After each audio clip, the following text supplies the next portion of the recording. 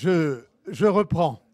Donc, l'association à la recherche du passé d'Halluin a accepté de nous montrer un certain nombre de documents dont la majorité sont classés par thème, mais dont d'autres sont aussi peut-être plus encore à ordonner. C'est un peu une invitation également à rassembler vers l'association à la recherche du passé d'Halluin des documents qui pourraient être dans telle ou telle famille, dans tel ou tel dossier, et dont on ne veut pas se séparer, certes, mais dont on pourrait très bien faire don d'une photocopie à l'association. Vous verrez qu'il y a là des choses très très riches. On ne les a pas exposées de telle sorte à ce que vous puissiez passer tout le long de panneaux. La solution choisie pour maintenir l'esprit estaminet cabaret a été de mettre sur chaque table des catalogues, des documents, avec une double recommandation. Vous ne serez pas condamné pendant toute la séance à voir le même document. On va pouvoir se le passer. Et d'autre part, une autre recommandation, mais elle est là aussi technique, celle-là. Ces documents sont pour la plupart d'entre eux sous plastique. On vous demande gentiment, mais fermement néanmoins, de ne pas sortir les photos de telle sorte à ne pas les abîmer davantage, certaines étant déjà un peu faiblardes. Alors, je vais demander peut-être au docteur Louf de nous présenter un certain nombre de documents qui ne sont pas encore sur les tables, et puis ensuite de faire un passage dans chacune des tables pour dire quels sont les documents qui sont présentés là. Et je vous demande à vous, si vous avez une question à poser, une anecdote à formuler, un souvenir à rappeler au vu de ces documents, eh bien de demander la parole tout simplement. On va essayer de la réguler de la manière la plus simple possible et tout ira bien. Docteur, je vous donne le micro, c'est surtout pour l'enregistrement. On peut commencer peut-être par cette série de documents-là. Mais celles-là, on ne les a pas distribuées. On ne les a pas distribuées, mais on sait qu'on va... Ici, dans cette caisse, il y a des... En fait, il y a un peu de désordre parce qu'on avait sorti tous les documents pour prévoir un livre sur les écoles qui n'a pas eu lieu parce qu'en fait, il faut de la motivation et de l'aide. Donc, on a sorti, il y a pas mal de documents ici par école. En fonction des écoles que vous avez fréquentées, vous pouvez peut-être trouver votre bonheur. Après, ensuite, les albums photos concernant les écoles qui circulent ne sont pas complets non plus parce qu'on s'est investi dans le scannage de tous les documents. On a un étudiant qu'on prend en chèque emploi associatif qui est en train de scanner tous les documents pour permettre après un classement, ce qui va faire que quelqu'un souhaite, par exemple, chercher un document usine gratterie. Par exemple, il suffira qu'il tape sur l'ordinateur gratterie et le classement lui donnera tout ce qu'on possède sur gratterie, aussi bien en tant que document, que facture, que même objet, et ainsi de suite. Donc actuellement, aujourd'hui, on est dans une phase un peu assis entre deux chaises, quoi. Bon, donc vous avez à la fois des documents qui concernent les factures d'Halluin, là, ici à cette table. Vous avez un classeur assez pêle-mêle avec tout un tas de documents que j'ai récupérés à droite à gauche. Vous avez des photos de classe pour certains. Ici, c'est les colonies de vacances. Là, c'est un cahier qu'avait fait Jeanne d'Arc Le Perse de toute sa vie d'enseignante au Sacré-Cœur, avec le nom de ses élèves, les photos. Et malheureusement, pour les élèves qui sont décédés pendant leur scolarité, il y a même le faire-part de décès. Donc après, vous avez aussi quelque chose qui est intéressant, c'est les réavérenceaux. Ça vous permet de situer à une date donnée les commerces d'une ville et les habitants d'une rue. Notamment, ces réavérenceaux-là numérotent tous les maisons d'une ville avec le nom des habitants. Donc, on retrouve le même genre de documents ici, donc des factures, des photos de classe, ma collection de cartes postales. Elle est belle, hein ? Elle est belle, oui, merci. Et puis voilà. Je vous relais un peu pour donner un peu plus de détails. D'abord, les Ravéanceaux. Petite anecdote, enfin anecdote non, mais pas, quelques chiffres simplement pour montrer l'intérêt de les consulter du point de vue historique.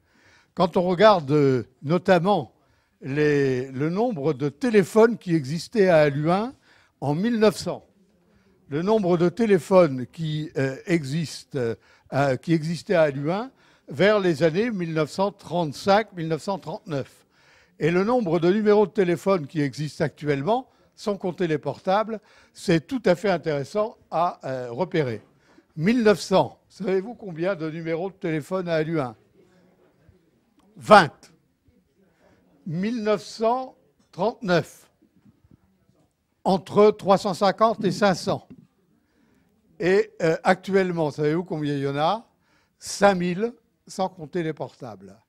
Vous voyez sur pratiquement un siècle une évolution considérable de ce point de vue-là. La communication se fait effectivement selon d'autres modes qu'ils n'ont pu se faire dans le passé.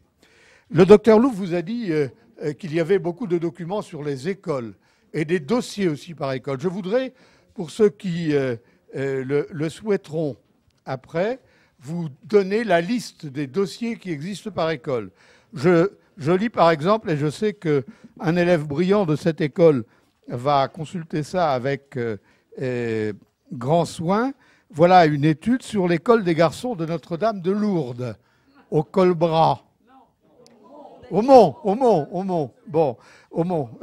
Je sens que Damien se demande ce qui va lui arriver, là. Bon. Vous avez un autre dossier, pour ceux que ça intéresse, sur l'école Maria Montessori, avec non seulement des photos, mais aussi beaucoup de documents.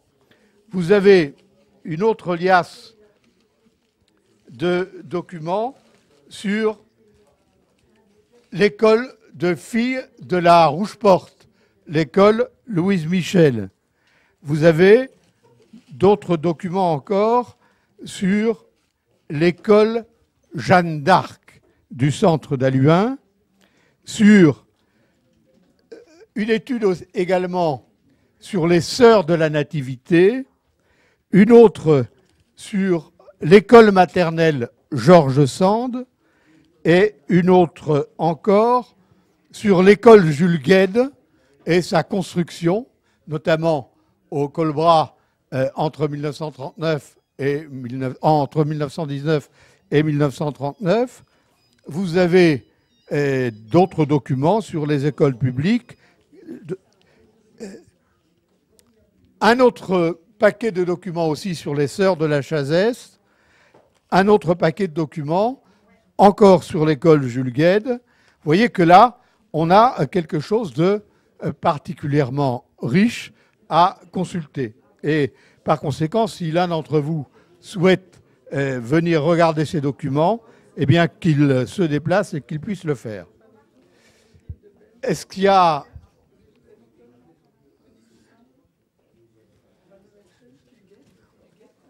Oui. Est-ce qu'il y a de premières réactions?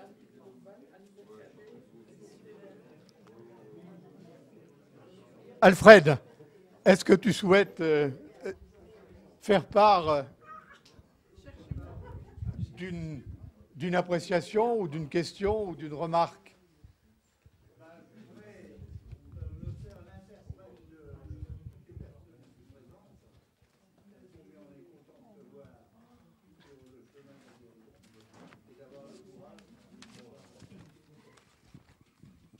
C'est gentil à toi et c'est gentil à vous, mais en fait, c'est aussi ce qui me donne un peu de morale. Donc, il faut préparer tout ça.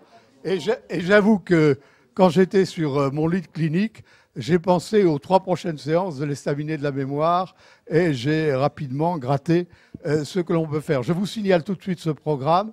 Il va être un peu, non pas éclectique, mais explosif. On parlera au mois de septembre des élections à Halluin depuis 100 ans. Donc, avec des aspects qui soient non pas simplement des aspects, comment dirais-je, politiques, mais aussi avec des aspects d'organisation. La grande différence étant que, par exemple, actuellement, on vote dans 14 bureaux qui sont dispersés dans toute la ville, et le lieu de rassemblement du manège, qui à un moment donné a constitué un temps fort de rassemblement de la ville, a d'une certaine manière été un tout petit peu remis en question. Au mois d'octobre, on parlera des lieux de mémoire. Chacun a d'Halluin. Chacun a dans la tête un lieu qui, pour lui, compte à Halluin. Ça peut être une école, ça peut être une usine, ça peut être une maison. Et selon un système qu'on verra à ce moment-là, on pourra l'étudier de manière assez intéressante. Et puis, au mois de novembre, peut-être reviendra-t-on sur le vécu des guerres et de l'entre-deux-guerres à Halluin, avec ce que cela a donné comme souvenir, mais aussi comme anecdote, comme lettre, comme comportement. Hein. Rappelons-nous nos mères ou nos grands-mères qui s'efforçaient de faire des réserves en prévision, effectivement, de ces conflits possibles. Voilà.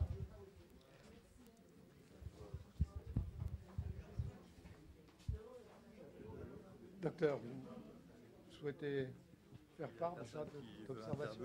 Donc moi, je ne sais pas tellement. La rouge, je pense que... Sacré-Cœur.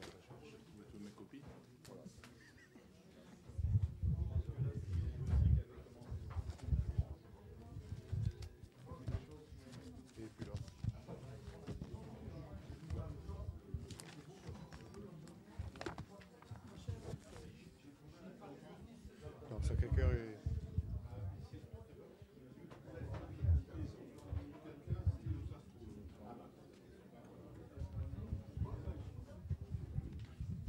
Allô? Allô?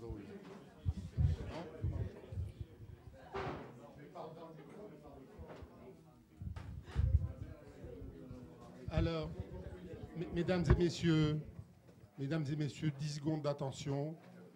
En parcourant le Ravée-en-Sault, je viens de trouver un lieu dit à Luinois, dit les 10 maisons, 2 x 5, les 10 maisons.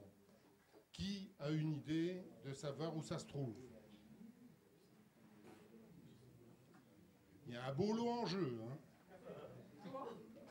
Tout le monde donne sa langue au chat.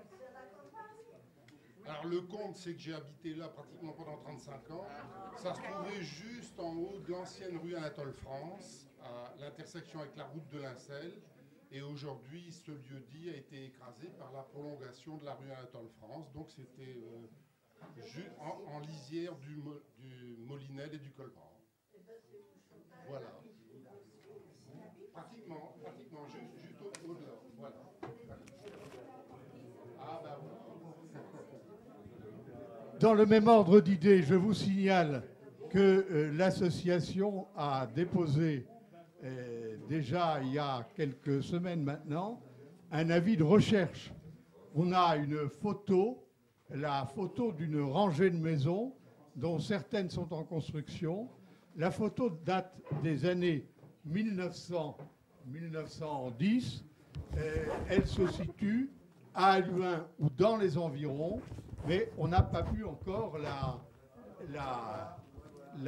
signaler. Je la fais circuler, je la fais voir, et éventuellement, effectivement, on pourra voir d'où ça vient. Je crois que là-bas, Alfred souhaitait le consulter.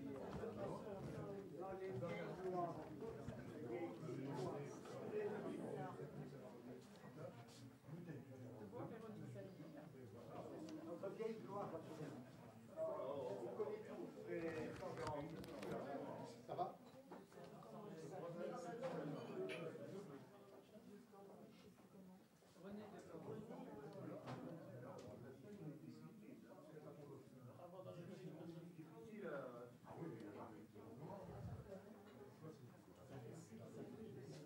J'évoquais tout à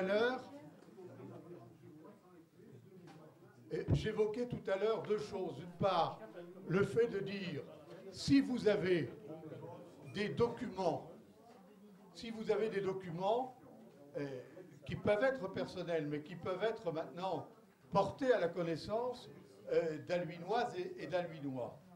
Et si vous souhaitez également avoir des documents de ce type, je crois qu'il faut se signaler les uns aux autres ce qui existe.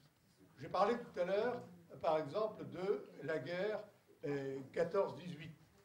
On a l'association A sur la guerre 14-18, deux excellents recueils de notes qui ont été faites soit par Philomène Chrétien, Madame Audoux, sur ses impressions de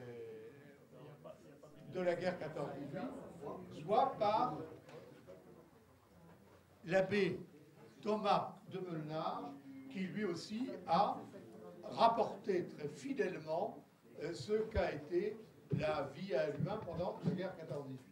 Et si je dis ça, c'est que c'est vraiment passionnant, en particulier pour tout ce qui s'est passé en 1915, au moment où la ville d'Alluin a été prise un peu en otage, où son maire, ses conseillers municipaux ont été enfermés pendant quelques jours dans l'usine Loridan pour obtenir que la population alluinoise se remette à tisser des sacs pour mettre de la terre pour les tranchées allemandes et à refaire également des poutres pour permettre des madriers pour permettre de renforcer les tranchées allemandes. La population alluinoise qui était là refusait de le faire. Le maire de l'époque, M. De Frotin, souhaitait également, compte tenu du fait que cette liste était de l'autre côté, faire appliquer la Convention de la Haye qui supposait effectivement qu'on ne puisse pas demander aux populations occupées d'agir ainsi. Les autorités allemandes ont dit la Convention de la Haye, on ne veut pas savoir, c'est la loi du plus fort, vous devez travailler, et si c'est pas ça, on va vous affamer, et si c'est pas ça, on ira même plus loin. Et il y a eu une soirée dramatique, une nuit dramatique, au premier étage de l'usine Loridan, qui est maintenant rasée, où se trouve la halle et le petit marché du mercredi, avec, dans la nuit, un ordre donné par le commandant de la commandature d'Alluin en disant vous avez un quart d'heure pour vous décider, et la décision a été prise, 28 contre 25, de reprendre le travail, mais avec un certain nombre de remarques, de telle sorte à ce que le travail reprenne sans qu'il puisse servir à l'ennemi. Vous savez également qu'on découvre, par exemple, très souvent, dans les anciennes photos, moi j'ai découvert la photo d'un oncle qui avait été en camp de travail à Bousbecq. Ben oui, parce que tous les adultes qui étaient restés à Luin entre 1915 et entre 1914 et 1918 ont été réquisitionnés pour des travaux obligatoires de réfection des routes, d'entretien des tranchées en particulier, du côté, non pas sur le front lui-même en face d'Ypres, mais un peu en retrait, en retrait du front dans le secteur de Comines et dans le secteur de Verny. Et on a là des choses tout à fait intéressantes. Je signale aussi, c'est non pas le fait du hasard, mais le fait de classer un peu quelques papiers, que Dominique Desplanques vient de me faire parvenir un document dont il dit qu'il peut être publié. C'est la description très précise vue de la part de Michel Desplanques, qui était, rappelez-vous, l'ingénieur chimiste de l'usine Gratry rue de la Lys, et qui a vécu là les 4 jours de la libération d'Alluin. C'est intéressant de voir comment il la rapporte, lui, alors que des choses importantes également se sont passées pendant ces 4 jours sur la route, dans la rue de la Lys, effectivement, de Bousbecq à Alluin et à la frontière. Bon, d'autres l'ont vécu également, mais c'est tout à fait intéressant de voir là le récit jour par jour de monsieur Michel Desplanques. Voilà. D'autres questions, d'autres remarques?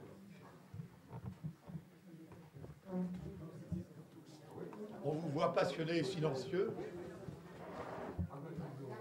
Ah, il y a des...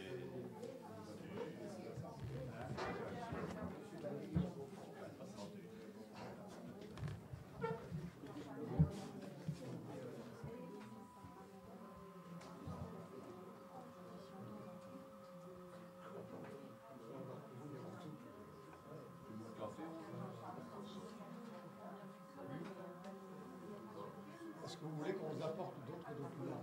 Oui.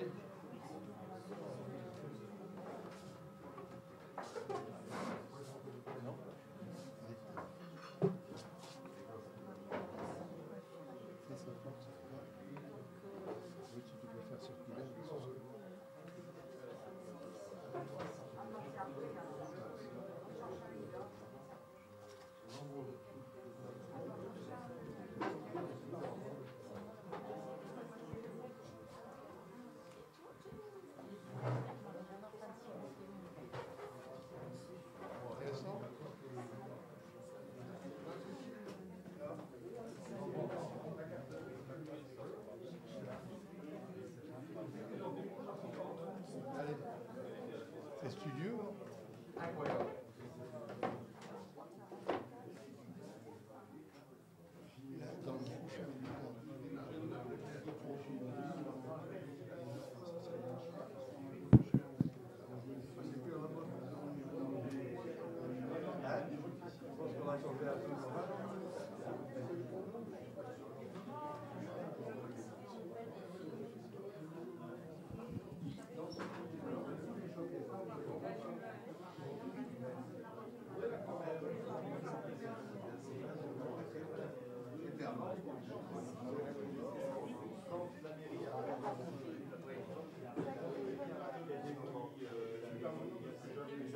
Ouais.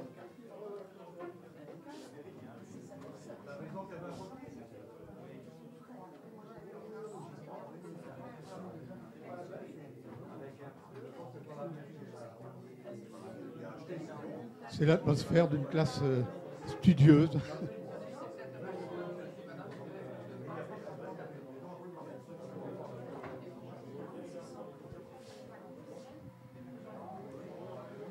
Pour moi, c'est vraiment le scandale.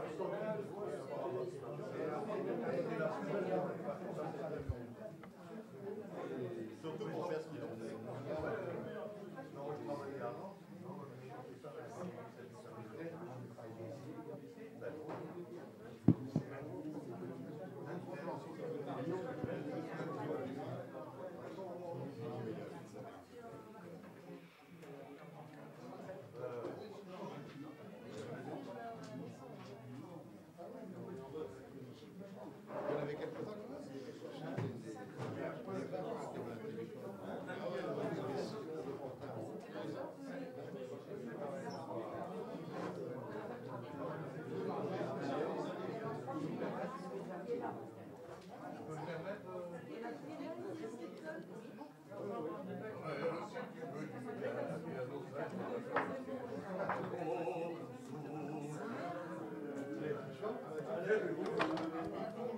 Allez, vas-y.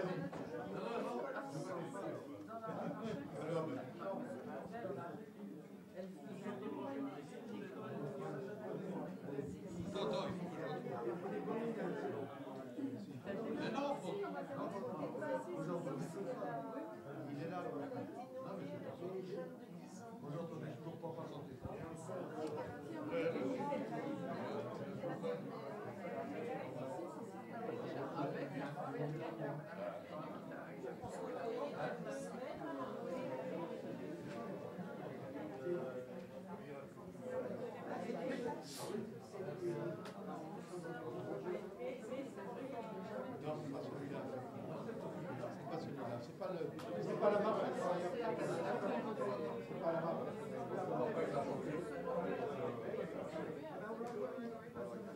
C'est pas la marche des travailleurs chrétiens de Clerc. Alors,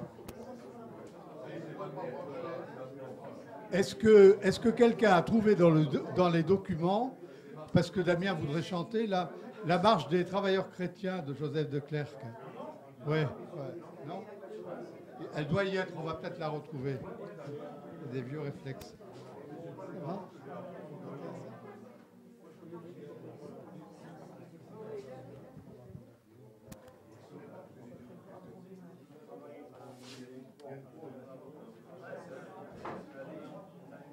On peut faire tourner après les documents, hein, si vous voulez.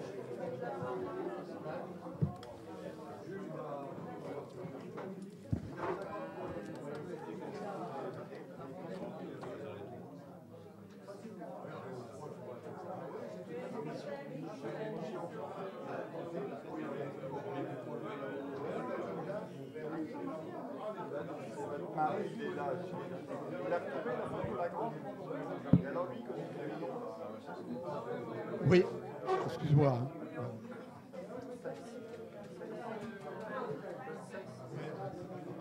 Oui, ça va animer les choses. Bon, ben, non, mais je répète là simplement pour le micro ce que je viens de dire. Effectivement, le nombre de numéros de téléphone a évolué.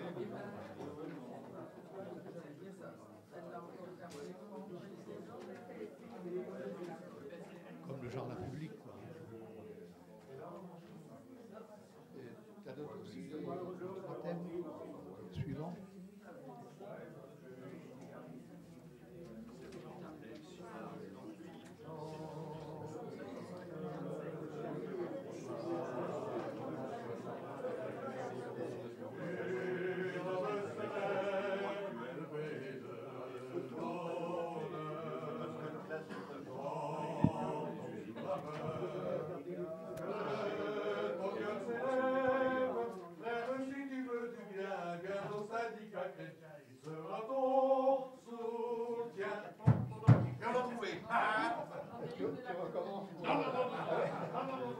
Mais si, c'est parce qu'on n'a pas d'enregistrement. Vas-y, on recommence. On n'a pas besoin de micro. Allez, on reprend le même. Allez.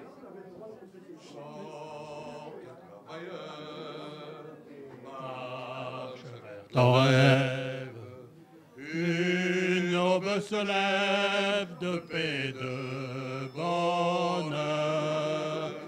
Dans ton dur labeur, que ton œuvre s'élève. Frère, si tu veux ton bien, viens au syndicat chrétien, il sera ton soutien. Pom, pom, pom.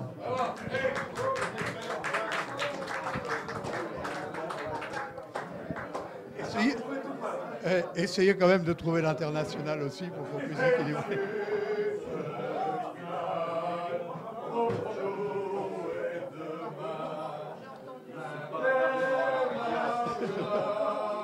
Non, mais c'est pour équilibrer. Qui est-ce qui chante? Damien, c'est la lyre, hein? C'est la lyre. Elle est soif maintenant, là.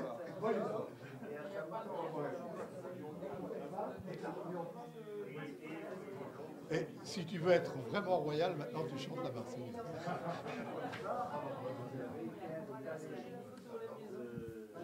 Est-ce que vous souhaitez un autre document? Vous avez trouvé? Non? Et pourtant, les maisons en face, ici, elles sont comme ça aussi. Il y a ces maisons-là, mais il y a pas là, il y a une entrée là, mais ces maisons-là sont identiques. Là. Mais c'est peut-être ailleurs, hein, mais je crois que c'est les mêmes séries. C'est les mêmes séries. Hein. Tu vas bien? Ça va? Ils viennent de changer la marche intérieure chrétienne avec la façade. Bon, il y a des tas de documents.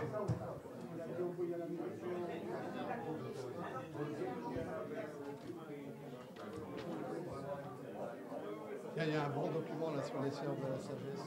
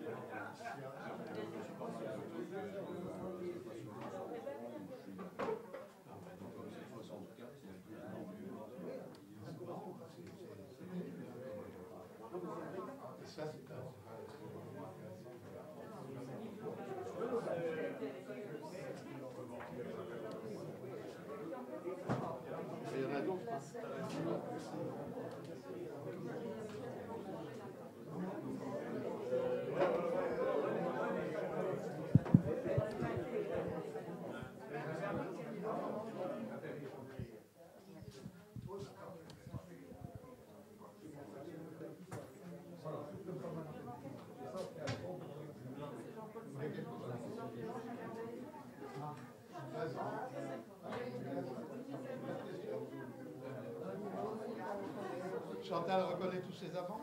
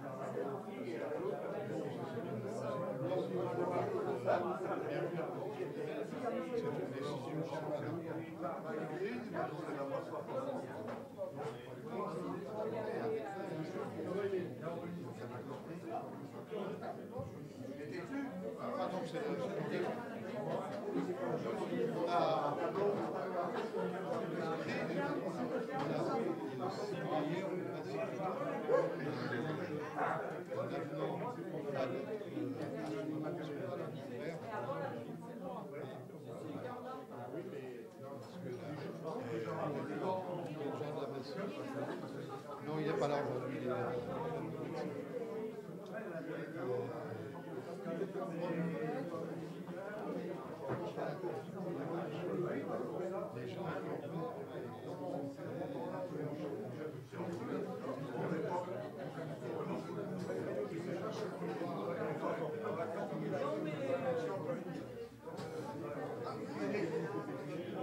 On va être 115 €, mais de toute façon, avec la cotisation.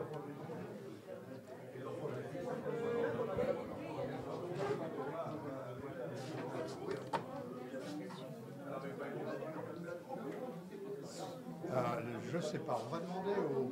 Alors, question que j'adresse au docteur Louf et à M. Rambry.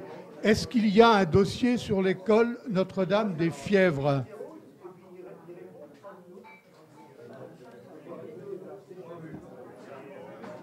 Je regarde. Il est là-bas? Ah oui.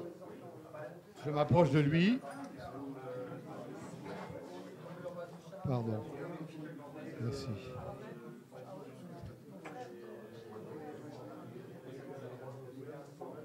Est-ce qu'il y a un dossier sur l'école Notre-Dame des Fièvres?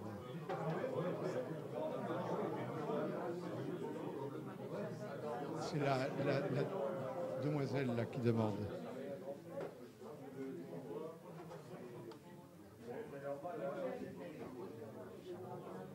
Vous n'avez pas trouvé?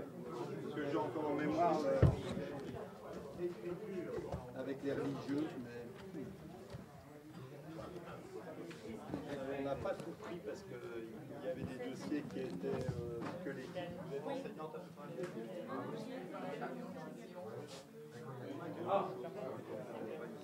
Notre-Dame-des-Fièvres, vous l'avez vu passer? Non.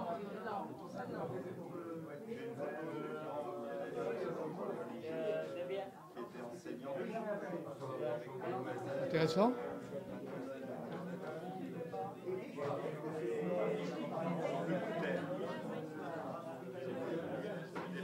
Oui. Ah oui, oui. De la vie chez nous, là-dessus. Oui, oui. Oui. Ah bah, ça, c'est un peu...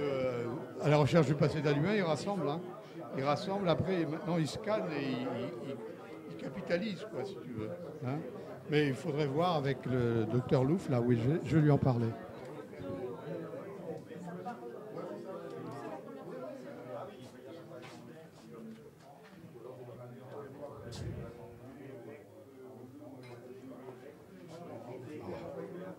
J'ai soudain un trou de mémoire. Comment s'appelle le monsieur qui est tout seul, là, qui est en train de lire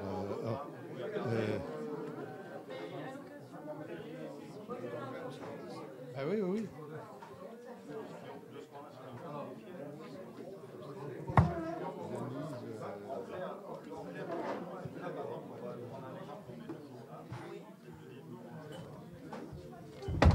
Ouais, comme ça, on a un trou. Ouais.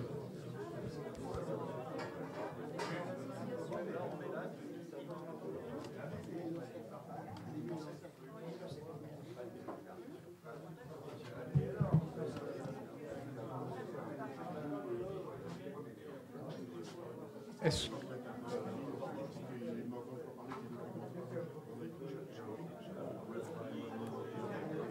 Oui, Émile Dansette a beaucoup de documents. Il y a beaucoup de photos, oui, il y en a beaucoup. Hein. C'est-à-dire qu'en fait, c'est pas simple, il faudrait qu'il ait fait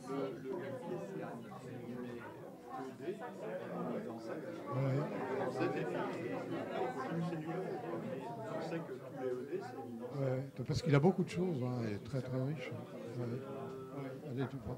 Ah, ben ça sera intéressant à filmer.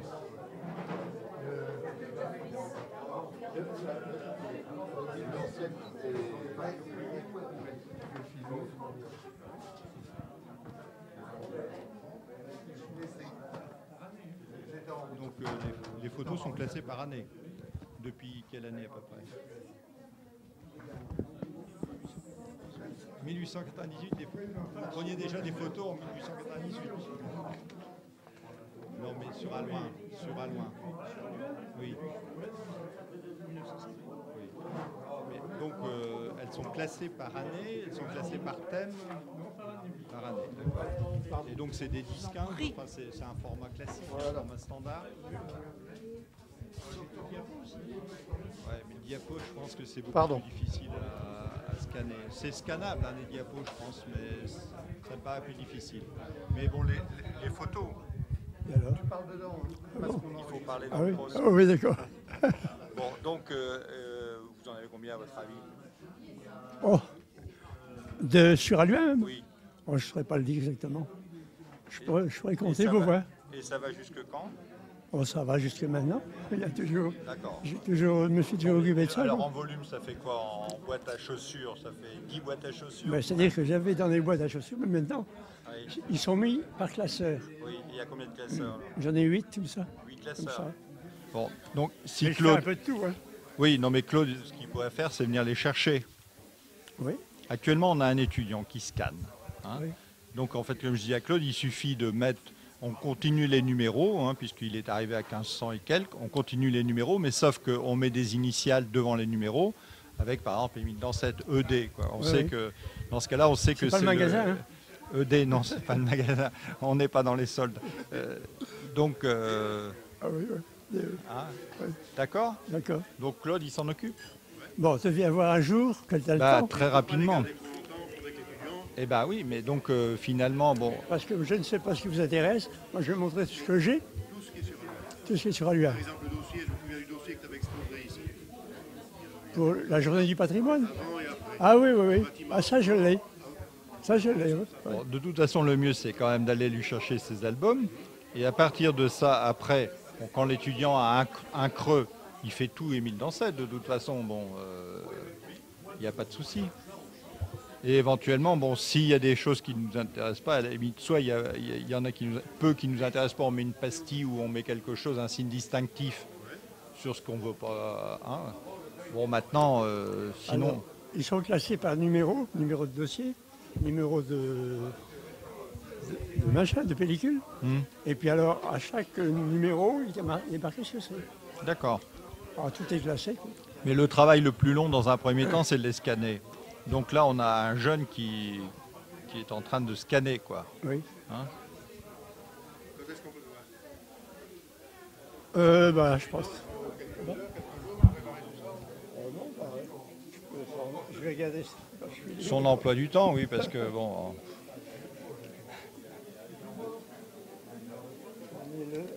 On est le 22 juin aujourd'hui. Bon, demain, je suis là. Demain matin, si tu veux. Si tu veux, ouais.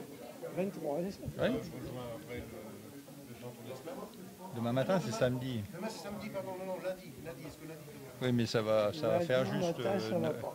Lundi après-midi, peut-être. Lundi après-midi. Hein? Oui, pour aller lundi après-midi, ça va. Alors, le grand oui, ça va, c'est là.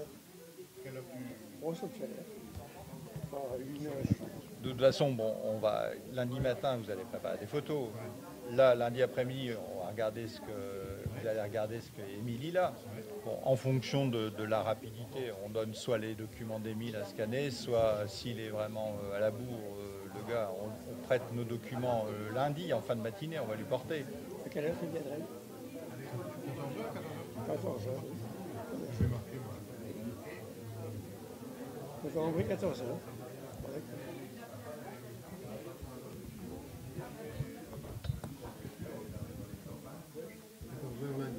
Oui. Ça va pas, je t'appelle.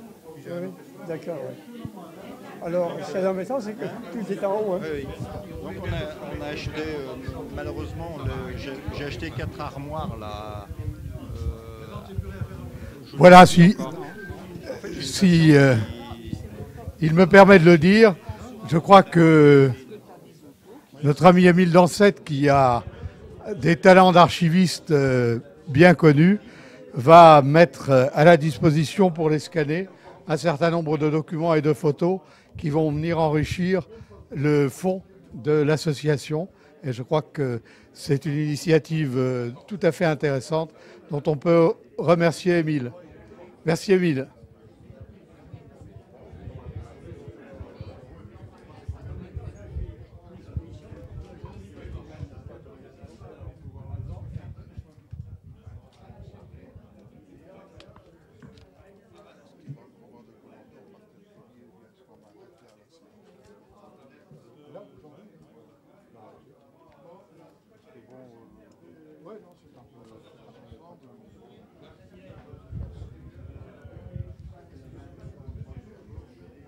Non, on va... Oui, ça veut dire...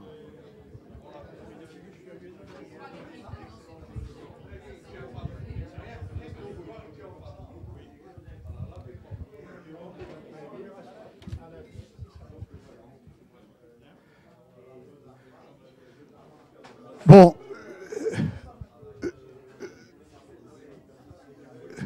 je crois, compte tenu de la particularité de cette séance, que nous allons, non pas la terminer, mais terminer peut-être l'enregistrement lui-même, parce que c'est difficile de circuler partout. Ça n'empêche pas effectivement de continuer à consulter les documents. Je voudrais terminer encore une fois en remerciant le docteur Louf et tous les membres de l'association à la recherche du passé d'Aluin, qui trouveront peut-être aussi chez nous de quoi enrichir leur collection. Et je vous rappelle que, bon, après les vacances, juillet et août, en septembre, on travaille, ça doit être le 21 septembre, sur les élections à Aluin depuis 100 ans. En octobre, ça doit être le 16 octobre, on travaille sur les lieux de mémoire à Aluin, des lieux, et avec un dispositif qui permettra que chacun ait, d'une certaine manière, le lieu de mémoire qui compte pour lui à Halluin. Tel, c'est une maison, tel, c'est une usine, tel, c'est une école, etc. Et puis, on parlera dans le cadre du mois de novembre et du 11 novembre du vécu des guerres et de l'entre-deux-guerres à Halluin pendant toute cette période. Voilà, merci. Et continuez à consulter ces documents. Merci.